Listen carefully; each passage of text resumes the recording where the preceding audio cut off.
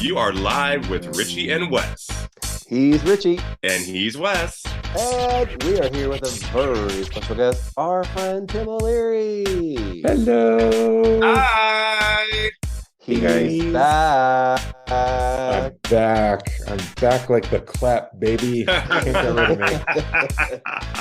Tim is, I think, running neck and neck with some of our repeat offenders on the show. Yeah, because you've been on the show more than once, haven't you?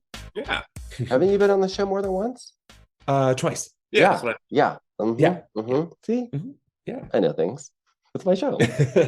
So yeah, this is lucky number 3 for me. Mm-hmm. Well, we're glad to have you back, so you know what you're in for at this point.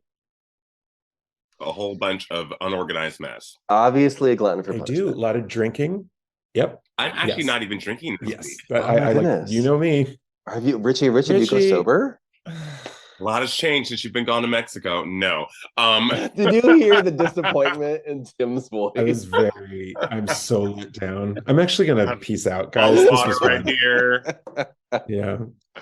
No, what I did do in my frantic searching for my backpack was left the bottle in my car, and I'm like, I'm not doing another 35-minute elevator excursion. This will be my first sober podcast ever in 5 years. That's okay. Right, sobriety is totally cool. Not for me, it's not. I mean, it's like cool, yes. Yeah. Fun, no. Right. But it is cool. Yeah. It is cool, and it's totally fine. Not for Richie Rich, and not for me, and definitely not for Tim. He's already lit. If you don't know us by now, this is what we do. We just troll social media and get drunk. That's what we do. Pretty much. Sweet. Not Richie Rich, though. No. Still trolling, just no drinking this week. I'll drink till next week, don't worry. Well, speaking of trolling, Richie Rich, you have definitely been very active on the Twitters this week with all of the Rihanna memes and reactions. God, yes. I have been, well, first, I've had a fever for the last 3 days, so I probably shouldn't be drinking. Oh, no. That's partially why I've been so extra active on Twitter, because I've been in bed living a literal fever dream and just with nothing else to do, with no strength to do anything else besides look at my phone and troll people. But yeah, there's been a lot going on the last couple of days. I've been into a lot of discourse and using my favorite Twitter function, the mute conversation, because this is how I view Twitter. If I'm going back and forth with you about something, I'm not going to change your mind about it, and you're damn well not going to change mine. So I said my piece. I dropped my phone, and I don't need my phone flashing every 5 seconds with little bubbles popping up that you respond. So I just mute the conversation. Scream into the void. It lets people think that they've won something, so they get a victory in their head, thinking that they've said one thing that I'm not going to reply to, and in reality, I just don't want to hear it anymore. Wish you could do that in real life. That'd be great. Exactly. And there have been plenty of takes about this Rihanna situation. Well, I think the big one that you were responding to was the idea that, like, clearly pregnant, that Rihanna should have been baby bump twirls. You know what I mean? Like, everyone was like, "Oh, but Beyonce when she was pregnant, like Beyonce when she was that far along was laying back on a goddamn chair." Shut up, like. And either way, who the fuck cares? And it's this one Twitter user by the name of Meech. He's always going in on women, and I'm just like, I'm sorry.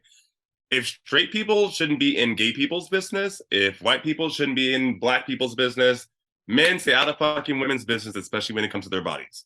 Shut up about it. You don't know what people are going through. Maybe she's in pain. Pregnancies are hard. People go through them differently, and people just have different skill sets in general. Shut up. Also, she performed a halftime show in the air. Thank you. What more do we want? Thank you. What do you want? I mean, Jesus Christ. She should do that, but also be fighting a lion at the same time. That's what I want to see. Yeah. Oh my God. So stupid. That and me somehow again coming into defense of the Kardashians. Oh, that's an interesting position to be in. Yeah. Yeah. No, someone posted Kim's daughter Northwest drawing a really cool drawing of this new rapper that's out, and they brought back up this painting that came out last year when Kim was like, oh my God, like North painted this, but without any context, because that's how they do things. Mm-hmm. And it was this gorgeous painting of like trees and skies and mountains and whatnot. And it did look extremely professional. Well, it was. It was. Like, and she actually did do it. Then she did it because it's part of her fucking art class where this woman has been teaching for 35 years. And it's part of her curriculum to guide step by step these children on how to paint this one particular piece of art. Oh, interesting. And her daughter actually came up, and that's how it was decided, because everyone's like, oh my God, no, she just put a painting in that, like, in her hand and is passing it off. And then this girl popped up, she's like, I can't believe I have to fucking, I'm even doing this. Hi, I'm the daughter of Northwest art teacher. It's my mom. And this is me with the exact same drawing in 2003 that my mom guided me to do. She has a very small art class of only a couple of kids, and she's been doing this for 35 years. And that's what it is. So I can tell you that no, Kim did not fake this. Yes, that child did do this because this was mine when I was 7 years old. Jeez. So shut the fuck up about it. And the funny thing is that I literally explained this scenario, that it was a guided class, and I got called all kinds of weirdo. Why can't you, you're a creep. Why can't you let this kid just paint, blah, blah, blah. Why do you even, like, were you in the classroom with her? How do you even know? How the fuck do you even know this information? You just made this up. And I was like, first of all, hold on. I'm defending the kid for people who were saying that she didn't paint the goddamn picture. Secondly, get some fucking reading comprehension skills. I literally said that both the drawing and the painting were amazing, that she's talented, and I'm simply giving context as to how she was able to achieve this painting. And then what shut people up is when I literally was like, responded to a couple of the quote tweets saying, you're fucking weird. Like, were you there? Are you the teacher? And I said, no, but the teacher's fucking daughter posted this viral TikTok about a year ago. Boom, here's the link. Who's weird now?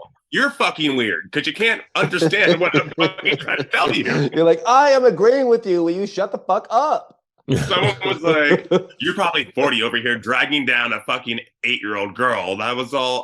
Actually, I'm 39. I'm turning 40 in a couple of months, and you're probably pushing 30 and still haven't learned basic reading comprehension skills. So maybe you should worry about that and not my Twitter. Oh, God. Wow. That is crazy. The land of morons over there sometimes in that bird app. Well, Twitter could be it could be a really difficult place. I actually had an experience on Twitter recently where it started on Facebook, and I posted. You still use Facebook? How retro. I do. And let me tell you something. I am a 40-year-old man. I use Facebook. I make no apologies for that shit. I was like, I'm going to sit on my porch and tell the kids to get off my lawn, and I'm going to be on Facebook. But oh no, Tim Pros. I was on Facebook. Coming back. So apparently my internet connection is unstable. Can you guys hear me? Yeah, I can hear you now. Okay. You're back with us now, though. Okay, I'm back. I think I just got a little too gay and animated, and my computer tried to shut that shit down. They were just like, wait, that is disrupting the entire internet. I was like, calm the fuck down, Tim. All right, voguing. I wish everyone could see your Zoom video of you voguing, because that was really cute. But we are an audio show. Indeed. Anyway, go on. Oh, so I love your voguing. Keep going. Thank you. So I posted in a Facebook page. Literally, I just wrote the words "Where are my queer DPs at?" or "Where are my queer LA based DPs at?" Because I'm trying to always By the way, DP is not something dirty. It means director of photography. This is a film term that we all use, and the amount of vitriol and hate and anger that I got from straight white guys, and it was only straight white guys. Also, I wasn't posting a job. I was just like, I literally said where my LA-based queer DPs at. And like people were like going nuts after me. And some guy DM'd me and he called me, and I quote, "I fucking twat," and just all this kind of stuff. So I was like, I'm just gonna post this on Twitter to show people like what it's like to be a gay person just trying to exist in the film space. So did I blur out their names? No? Yeah. So you decided to repost this whole thing on Twitter and got blasted on Twitter too? Yeah. Sure. Yeah. And listen, if you throw something out on social media that is a public forum, you cannot expect any kind of privacy or anything like that. No. So I just block people, but go on. Well, Yeah. so I posted that, and then yesterday or the day before, that same guy that DM'd me. By the way, I don't respond. I'm not going to give this guy the time of day to like respond, but he messaged me again, telling me that I had to take that down from Twitter, or he was going to send the police after me for slandering him. What? And so, just as a reminder, Not the the slander police. was simply, oh yeah, yeah. But I was like, first of all, two things. One, when it's a written word, it's called libel. It's not called slander. And two, that doesn't constitute slander or libel when you're simply replaying somebody's words, but it's kind of like taking a page out of the Republican playbook at this point. Yeah, where it's like, how dare you quote me directly and try to make me look bad? It's just like, but yeah, that's social media. So wow. What are you gonna do? Yeah. Well, meanwhile, Tim, on social media, you are promoting so many things because you have a number of projects that have happened. I know the last time you were on the show, I'm sure we had to shout out to Demon Hunter. It was before we filmed your episode. That's how long ago it was. Oh my God, you're right. Way. Yeah, it was like I think it was like 2 or 3 weeks before we filmed your episode, like because we recorded. I think we were talking about it. Yeah. Oh my God, that's so fucking crazy. I feel like we have gone through so much after that. Yeah, there was also a little thing called COVID that kind of threw us off, but we did. Wow. But yeah, no, Demon Hunters, it's up and kicking on Here TV. If people listening have ever been dying to see Wes's penis, they can just go to episode 3. I will tell you, it's an amazing penis. I wrote letters about it. Yeah, I know, it's great. And also, I don't think that's the main selling point of the show. I think it might be. I think it might be. I'm down for a shameless plug. Because you also have a sex scene with Johnny Ford, who's a very famous porn star now. So we would say you have a memorable role. The other thing is, like, I actually don't really write a lot of sex scenes, which people don't believe me. I write a lot of nudity. Well, you are very horny. Well, fair. I mean, that's just on record. Yeah. But I do have a lot of nudity, but I don't have a lot of sex scenes because I do find sex scenes to be boring unless you're really learning something about the characters. What's the reason? What's the reason? I saw a show recently where there was a sex scene, and the sex scene was between a couple that was already together, and then they were like, in love, and they got frisky and they had sex, and then the sex scene ended, and then the plot went on. And I know nothing about the characters, and I learned nothing about the story. Right. Like, it was just really really supposed kind of to be sexy. Yeah. And it's like, we understand that the characters are sexually active and they're in a sexual relationship and shit, but we already knew that. So it's like, we're learning nothing new. Give us like character stuff. Like if looking away and clearly bored or clearly angry, or maybe looking like they were imagining somebody else, like that would be storytelling. You know what I mean? So that's the interesting. Right. Yeah, right. Exactly. Yeah. I have a series called Scratch. I do, yeah. So we're filming Scratch right now. That's kind of the follow-up to Demon Hunter. And so we filmed a short called The Third, which I'm actually really proud of. And my friend Eric Toms was in it, Tim Christian, Zach Cannon, Jake Knight. And it has a lot of nudity, but no sex scenes. But it's on the circuit right now. So it's in some film festivals. It was just in Queer Hair Cinema in, I want to say, December. But now I'm working on Scratch, which is a haunted house anthology series about a guy trying to sell a house and constantly selling this house to people who move in and then are immediately killed by a disembodied hand. Oh my God, that's wow. So the main character in the first episode is a model who doesn't have a lot of acting experience. His name is Vu Tian. Super awesome guy. I don't even know if I can say what he does for a living because there's a little bit of government secrecy involved. So I can't. I think that's all I could say. But he is such a cool dude. And then my friend DK Kembro is in the second episode. And yeah, it's just really fun. It's just something like I was. And the monster is a disembodied hand. So it's presented as a disembodied hand, but it also might belong to a larger body. We kind of leave that a little ambiguous. Yeah, but I play the hand. I love Fun. Yeah, which is why my arm and my hand is shaved right now. I feel very Twinkie. I feel very That's very funny. Twinkie and dewy eyed. Oh But God, yeah, not the word that's twink. I've great. seen enough of that on social media this week.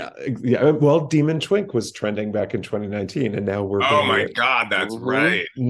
Yeah, and also Twink Death, I think, Mhm. has been trending quite a That's bit what recently. I'm tired of seeing. Let me mute that on my Twitter. Actually, I'm so Yeah, tired of people. yeah. Although I will say, when I saw that Leonardo DiCaprio Twink Death thing, that was really funny. That was actually very hilarious. Yeah, that was really good. Yeah. What do you think the third in the saga will be? Oh, of Demon Hunter? No, of the Twink Death. And Sorry. That's what I thought too. But that's also the next question. Yes. I feel like it has to be like Twink Zombie, right? Like Twink Resurrection, Right. Yeah. right? Like start with the Demon Twink, who then dies and says Twink Death, and then it has to be some kind of like Right. Twink from beyond the grave. Yeah.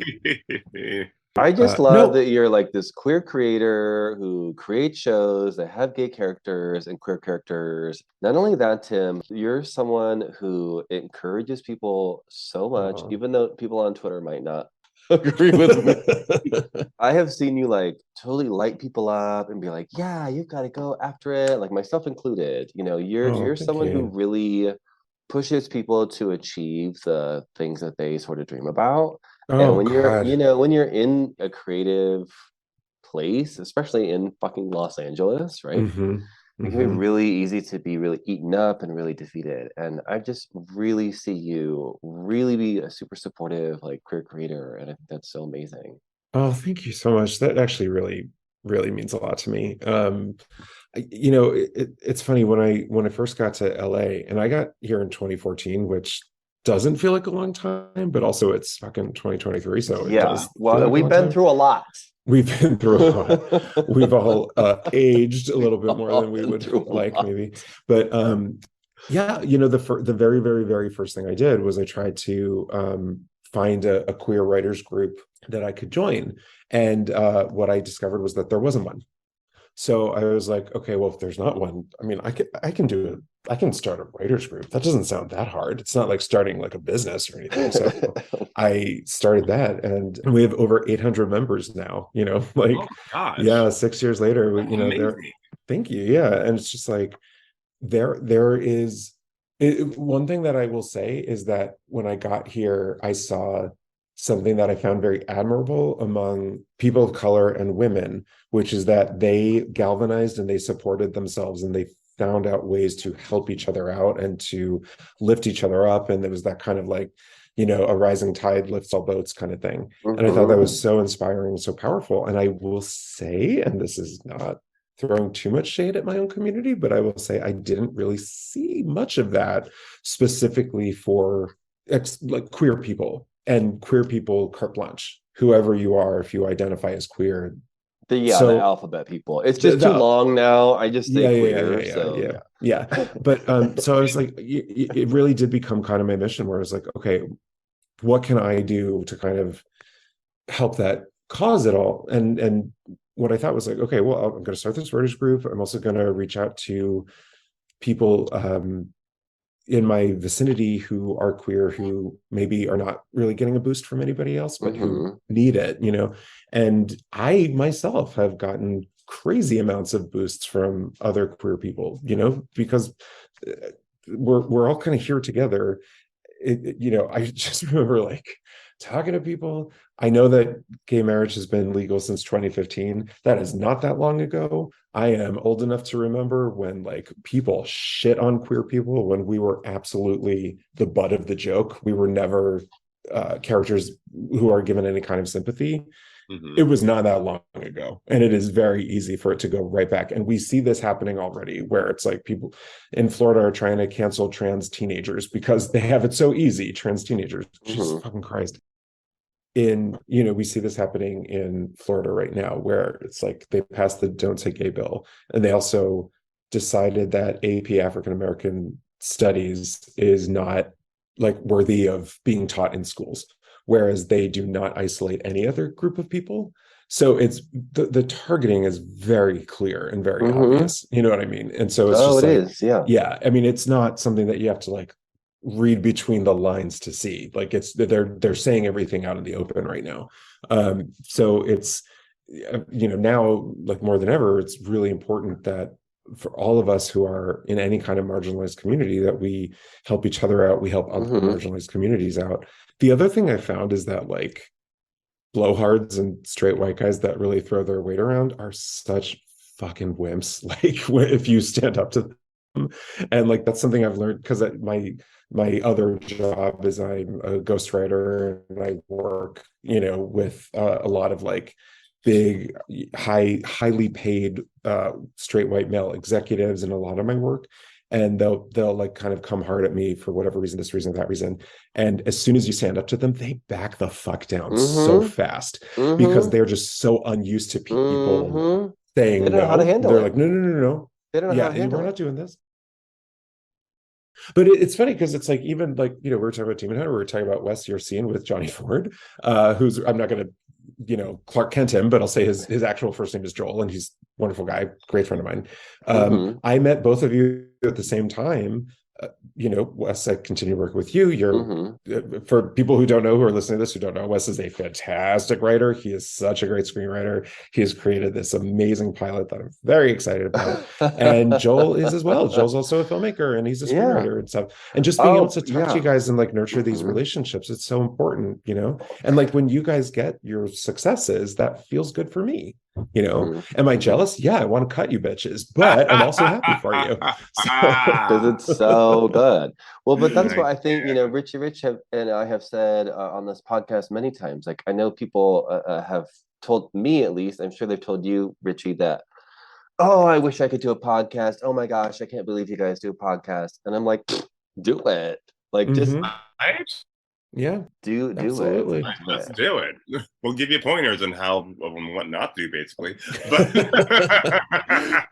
I always tell people I'm so good at teaching people how to direct because on Demon Hunter I made every mistake you could possibly make directing, and so now I'm like, I know everything not to do. Exactly. Do I know everything to do? Maybe not, but I know everything not to do. I can tell you that. Indeed. Oh my gosh, I feel like this is such a empowered and uplifting show. I definitely want to like keep the trend going and just say fuck TERFs. I was like, I'm like, no, we're not keeping it. We're getting shady. Fuck TERFs. Absolutely. Yeah, I mean, I don't know what to add except I agree. That's all you really have to say. Yeah. And someone that I am continuing to fucking love because of their ridiculousness is Sam Smith, who I truly believe is trolling the entire world right now in the way that Bowie and Miley, Madonna, and like all these people, and Lil Nas X, and the way that they have been able to take just walking down the red carpet at the Brit Awards. And granted, I know a lot of it is negative. But oh my god, I've never loved Sam Smith more. Same. This era, I'm loving it. I really am. I'm here for just the boldness, the audacity in a good way, like just that just feeling of like giving no fucks. It's so impressive. And some of it almost, and look, like like Bowie, the sense of humor is sort of reflected, right? It's like it's so bodacious and ridiculous that it's amazing and also laughable at the same time, and they know it.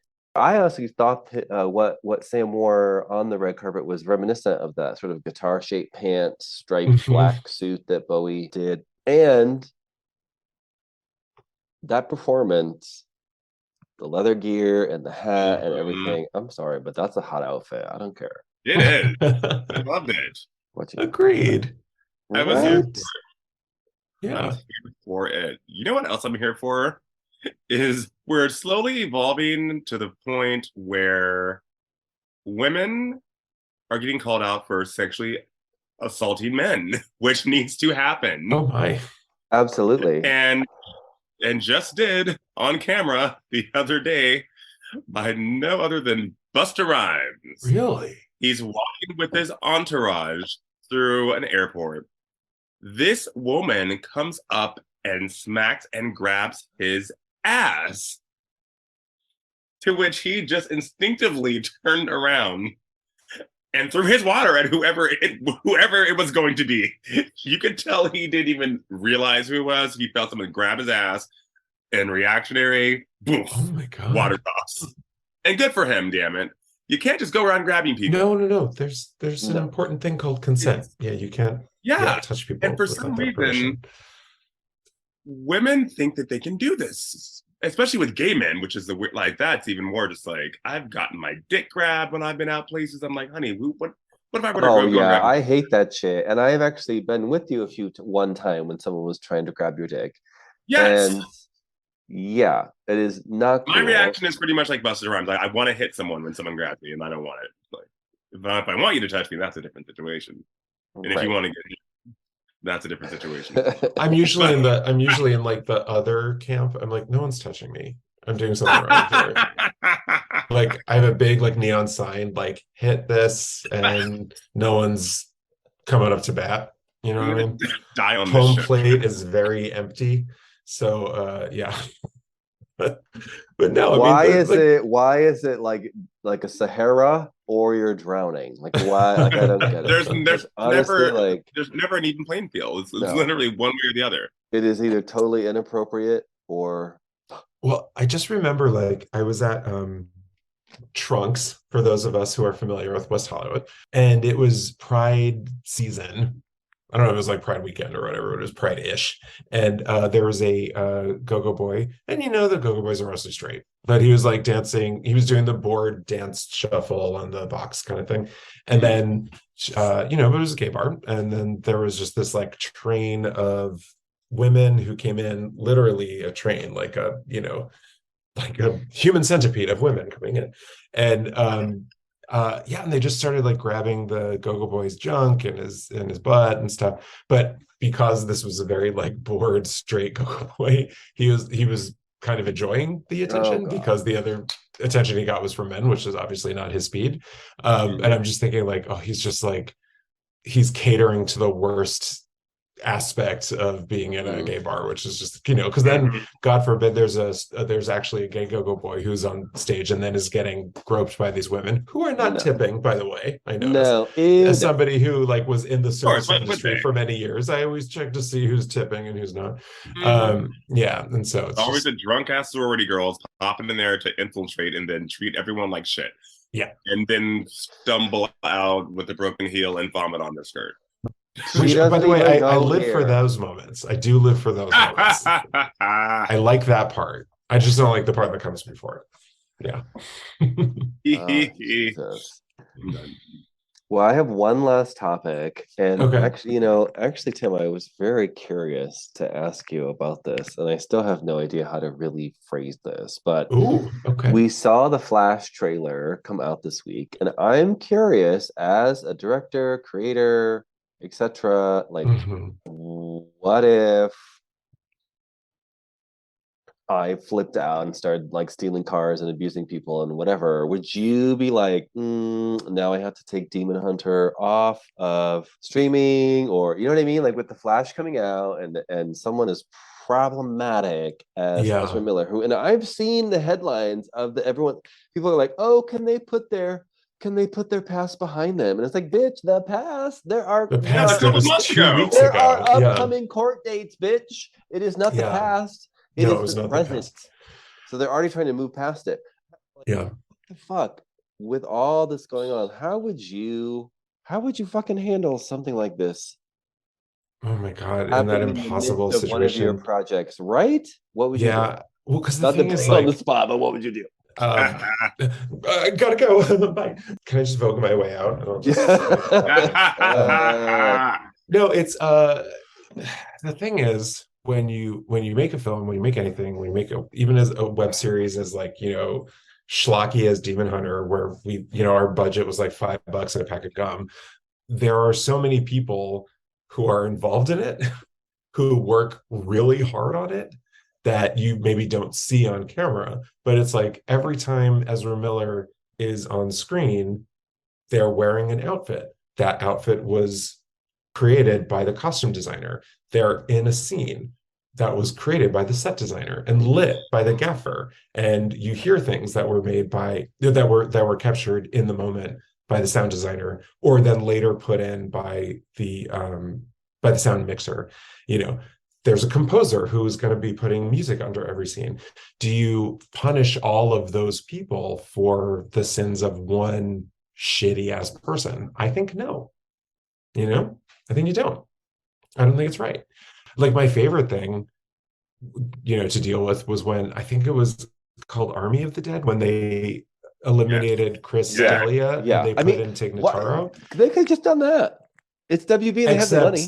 That was, I think, listen, I'm not gonna lie, I didn't actually see it, but I did. I liked it. I did. You would have never known. Tig Notaro probably wasn't in like a huge amount of scenes, right? Like it was sort of, okay. Yeah. So it's just sort of like you can do that when it's not the lead actor of your show, but yeah, I don't know. I mean, it's just also, I was so excited about Ezra Miller. I was so excited about having like a queer, non-binary actor playing a superhero in a marquee show. And it's so disappointing that this is how it ended up. It really is. Yeah. I remember hearing somebody one time say that we're all more than the sum of our mistakes. And I thought that was really powerful. But also it's like, in order to forgive people, they need to show remorse. Right. Right. No, exactly. That's I don't know if he's done that. Accountability. There's just as a director, I'm gonna say something that is gonna piss a lot of actors off, but I'm just gonna say this. Oh fuck. I'm gonna edit this. Should I say this? Okay. No, I'm gonna say it. You know what? I'm gonna stand by my opinion. On a film set. Oh God, I can't say this. I'm gonna say it. No, I'm gonna say it. I'm gonna say it. Maybe we'll cut this out later. But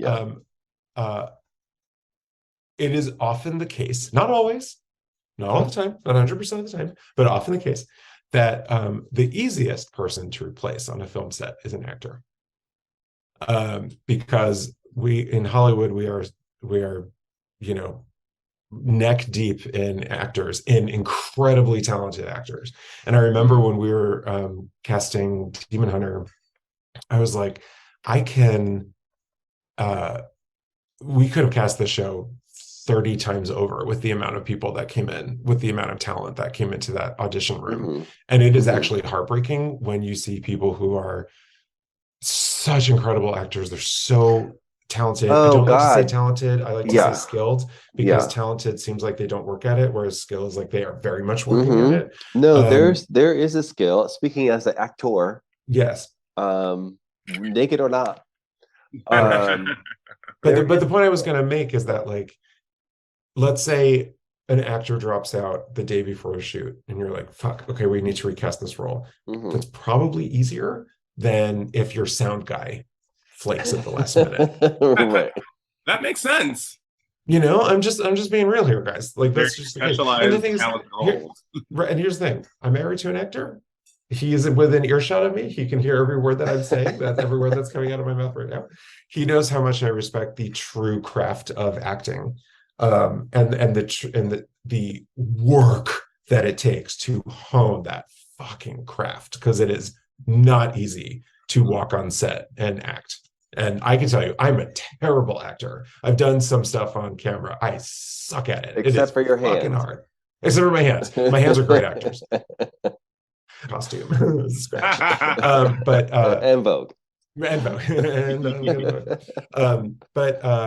yeah, no, it's, you know, it is really one of those things where you talk about Ezra Miller, shitty person, Chris D'Elia, shitty dude, blah, blah, blah. I'm trying to think of somebody else who was recast as Christopher Plummer. Oh, Kevin Spacey, I think, right? Shitty fucking person. Those are one person in a collective that's making a film. And that, especially when you're talking about big movies, we're talking hundreds of people. Yeah. So it's like, yeah, their faces are on camera, but they're not the only people working on this thing. Right. So are we going to punish all? That's why I think they just could have replaced them with CGI, and no one would have fucking noticed. Like AI is so cool now. Just replace them with an AI person. Like, who cares? Did you guys see Everything Everywhere All at Once? Don't cancel me. I'm just saying they could have easily been like, you know what? Edit and just, I know it's the main character, but who fucking cares? They could have just taken them out of the whole motherfucking thing. Because I don't know that I can support this monetarily. It's also WB, so it doesn't require my money to support it. It's going to succeed anyway. People are going to see this movie, whether I personally go to the theater or not. Right. So I don't have to see it until it's on HBO Max. This is my suggestion: is take all the scenes, get rid of Ezra Miller, CGI Elliot Page into that role as the Flash. Yes, that's what I want. I love it. Yeah.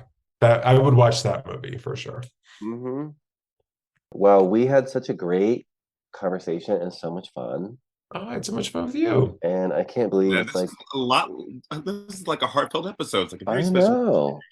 Hey man, I bring the stakes, buddy. I bring it here.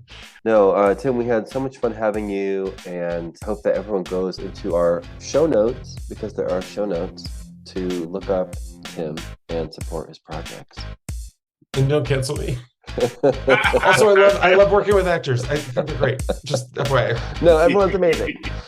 Yeah, just not Ezra Miller or Kevin Spacey or Chris D'Elia, but everyone else is great. All right, everybody, thanks for listening. Be sure to check out our sponsors and our show notes and save some money by using our coupon codes. Until next time, goodbye. Bye.